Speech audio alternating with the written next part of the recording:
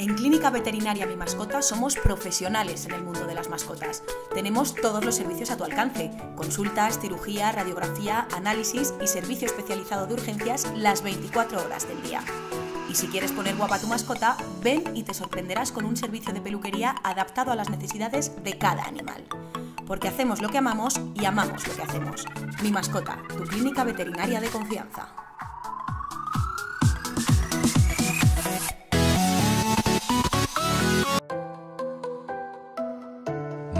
Algo se está cocinando. ¡Qué bien huele! Mejor sabrá. En breve, en Soria. Bar-Restaurante Duero. Hazte un tatuaje y un piercing. Nada con tiburones. Piérdete. Y encuéntralo. Vete al espacio. Sigue sumando.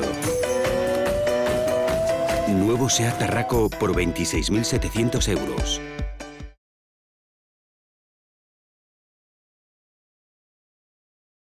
La tradición, la calidad, el cariño, manos experimentadas y una producción artesanal dan como resultado el mejor sabor.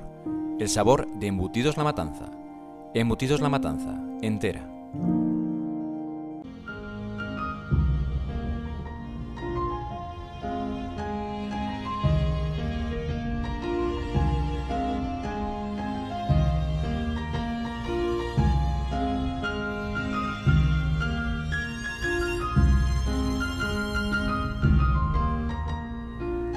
Bienvenidos al espacio Ayer y Hoy.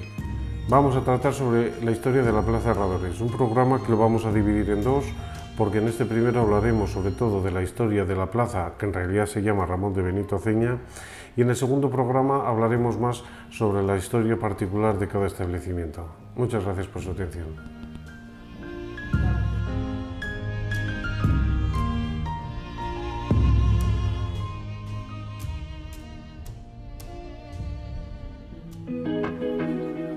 El callejero soriano tiene unos cuantos ejemplos de calles y plazas que siguen manteniendo el mismo nombre, probablemente desde hace siglos, pero en determinados momentos de la historia, para homenajear algunas reformas políticas o ciertos personajes que no siempre se lo merecieron, a veces nuestras autoridades trataron de rebautizar esas calles y plazas dándoles nombres nuevos que, en casi todos los casos, nunca calaron entre los sorianos, que generación tras generación persistimos en seguir nombrándolas por sus nombres tradicionales.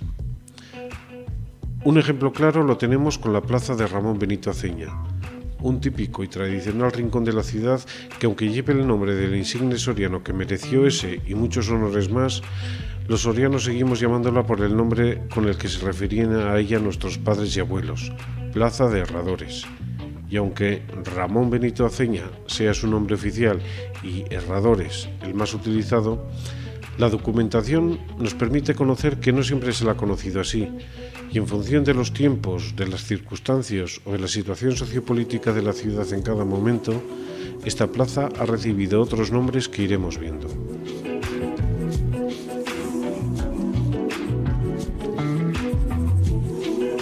Pero antes de continuar, tratemos de desentrañar sus posibles orígenes, algo que en realidad desconocemos con seguridad, pero no erraremos mucho si afirmamos que, como todo el sector oeste de la ciudad, este espacio urbano se constituiría algún tiempo después de la repoblación del siglo XII, pero probablemente no pasaría demasiado tiempo, y muy pronto este espacio sería ocupado y empleado para usos agrícolas, ganaderos o industriales.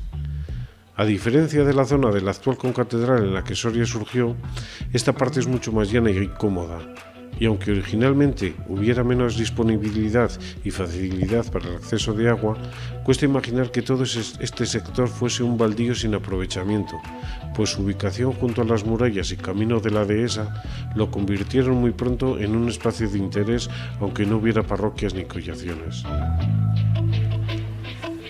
En 1328, y debido a un incidente con un enviado del rey Alfonso XI, los sorianos abrieron una brecha en la muralla a la altura de lo que hoy es el final de la calle del Collado, entre las calles Puertas de Pro y Claustrilla. Un boquete que acabó siendo un sencillo portillo y que pronto se convirtió en uno de los principales accesos a la ciudad, indicio que nos lleva a pensar en el gran interés residencial de este arrabal que 4 años después, en 1332, adoptó la Iglesia del Salvador como parroquia. Un signo inequívoco de que ya había un núcleo de población importante en este lugar denominado como Raval o Arrabal Abadengo, Bajero o Yusero, que de todas esas formas se documenta, y que estaría formado por un grupo humano que ya fue adquiriendo identidad propia como barrio.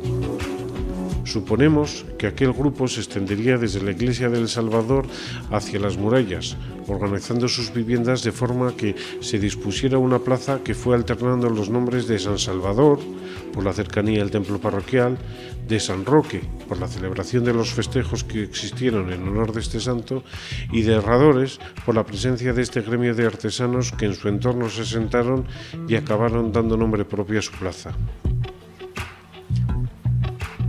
A partir del siglo XVI, la ciudad de Soria era y se consideraba una población importante que aspiraba a serlo más, y para dar fe de ello y diferenciarse de las aldeas, comenzó a desarrollar una atención urbanística de la que antes no tenemos noticias, y que trataría de convertirla en una población atractiva, bella, ennoblecida por sus monumentos o por sus lugares de asueto, especialmente en esta parte oeste de la ciudad, cuyo desarrollo demográfico ya era imparable.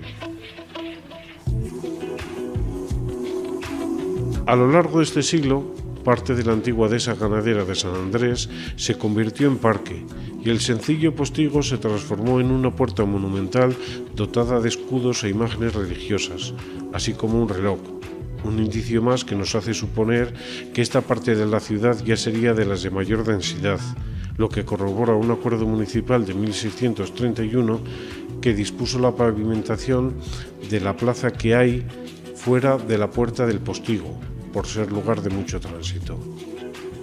Allí estaban instalados los artesanos del gremio de herradores, había un mesón, panaderías, se celebraba el mercado, algunos festejos taurinos y probablemente otros espectáculos itinerantes como circos o teatros. Sabemos también que un incendio asoló esta parte de la ciudad en 1636 y que, a diferencia de otras desgracias similares en el entorno de San Pedro, los vecinos no abandonaron este emplazamiento y volvieron a construir y habitar sus viviendas de forma ininterrumpida, al menos hasta la siguiente destrucción generalizada, la que ocurrió en la Guerra de la Independencia. Fue el 10 de agosto de 1812 y como represalia por los ataques que les infligieron las tropas nacionales cuando el general francés Foret mandó incendiar el arrabal y 17 casas fueron destruidas. Aquel fue el último atropello de los franceses, que para los siguientes ya nos las apañamos solos, y el resultado fue tan catastrófico que se llegó a pensar eliminar todo lo que había quedado en pie para construir un nuevo conjunto. En julio de 1813, el maestro de obras Dionisio Badiola presentó un ambicioso proyecto que pretendía eliminar todos los edificios de las plazas del Marqués del Vadillo, Herradores, Mariano Granados, así como los de las calles Puertas de Pro y Alberca, todo para construir una gran plaza porticada delante de la Puerta del Postigo y que se extendería construyendo edificios de 2 plantas con soportales por la actual calle Numancia hasta la Tejera. Aquel proyecto resultó tan monumental como interesante, y de haberse llevado a cabo el aspecto de la ciudad nada tendría que ver con el de la actualidad. En el proyecto de Badiola, el collado se constituía en el eje fundamental de la ciudad, que en su extremo oeste culminaba en la Puerta del Postigo, reconvertida en un túnel abierto a una plaza cuadrada de unos 50 metros de lado, accesible solo a través de 4 grandes puertas abiertas en enormes arcos de medio punto, y que, orientadas a los 4 puntos cardenales, se abrían en el centro de cada lado, un conjunto urbano dotado de una misma homogeneidad arquitectónica que levantaba viviendas de 2 plantas con bajos porticados que se extendían por la actual calle Numancia. Pero nuestras autoridades, probablemente debido a que los recursos disponibles no llegarían ni para pagarles los planos, lo rechazaron y dispusieron reedificar nuevos edificios en la plaza de Herradores conforme a las mismas alineaciones que tenían anteriormente. La ciudad se repuso de aquellos acontecimientos y la plaza fue reconstruida de una forma parecida a la anterior y a la que hemos tenido hasta no hace muchos años. A lo largo del siglo XIX sabemos que albergaba comercios, posadas y mesones y que su espacio se empleaba para mercado, para celebrar corridas de toros, espectáculos circenses o cómicos y que en una de sus viviendas alojó entre 1859 y 1861 a los hermanos Valeriano y Gustavo Adolfo Bécquer. Este convulso siglo XIX también trajo cambios en la denominación de la Plaza de Herradores, que con motivo de la gloriosa, la Revolución de 1868, cambió el nombre por el de General Prim, algo que duró muy pocos años, pero que seguro no llegó a calar entre los sorianos, como tampoco caló el siguiente cambio, el de 1899, en el que, para compensar los méritos y desvelos de don Ramón Benito Aceña para que el ferrocarril de Soria a Torralba fuese una realidad, decidieron darle su nombre a tan céntrica plaza. No es ahora el momento indicado para hablar de este destacado político del siglo XIX, probablemente de los más abnegados que ha tenido Soria, y tiempo habrá para dedicarle un espacio en exclusiva. Pero de momento no podemos dejar de apuntar que además de sus personalísimas gestiones para construir el ferrocarril, don Benito fue el mecenas que erigió el monumento a los héroes de Numancia, que consiguió las ayudas para construcción de escuelas pagando algunas de su propio bolsillo. También fue promotor de carreteras, trinquetes, traídas de aguas y la que probablemente sea su obra más destacada, el Museo Numantino. Así, tras desarrollar 10 siglos en 10 minutos, llegamos al siglo XX, un siglo que ya conocemos bien, además de porque algunos lo hemos vivido, por la existencia de fotografías que nos muestran un espacio claramente identificable con el actual. En 1912, el pintor valenciano Joaquín Sorolla visitó la ciudad de Soria para tomar apuntes y bocetos de un gran trabajo que le habían encargado.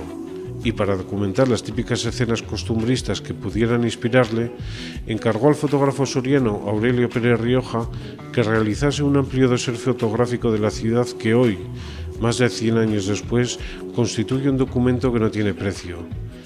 Ya no solo para conocer el paisaje urbano de la plaza y de sus establecimientos, sino para conocer a las personas y cómo eran. Las imágenes de la colección del Museo Sorolla nos permiten contemplar cómo vivían los sorianos de hace 100 años, pero sobre todo nos permiten apreciar personas y rostros en los que quizá podamos encontrar rasgos comunes con los nuestros, pues esos hombres y mujeres pueden ser los de nuestros bisabuelos.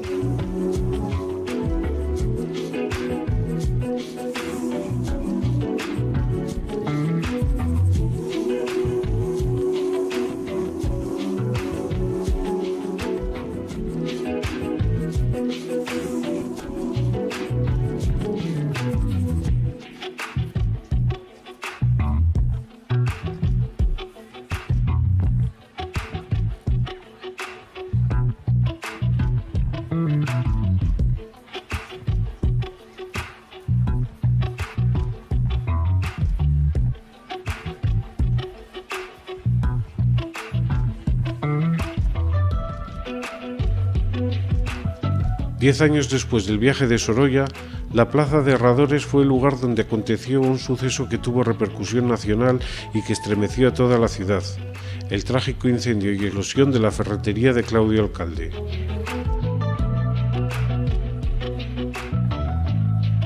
Fue el 25 de julio de 1922, cuando por causas que nunca se aclararon, la pólvora que allí estaba almacenada para la inminente temporada de caza explotó, llevándose por delante la vida de 8 personas y causando heridas graves a otras 20 personas, de las cuales algunas fallecerían después. El incendio posterior destruyó el inmueble en el que se encontraba el establecimiento y se extendió a los de alrededor, causando la ruina a 40 familias que lo perdieron todo.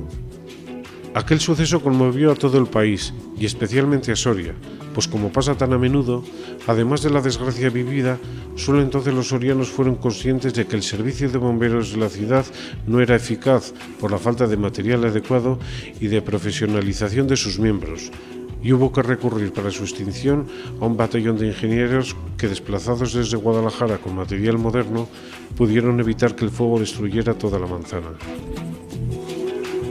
Los muertos fueron enterrados, los heridos mantuvieron cicatrices el resto de su vida, pero los solares fueron desescombrados y vueltos a construir como si no hubiera pasado nada.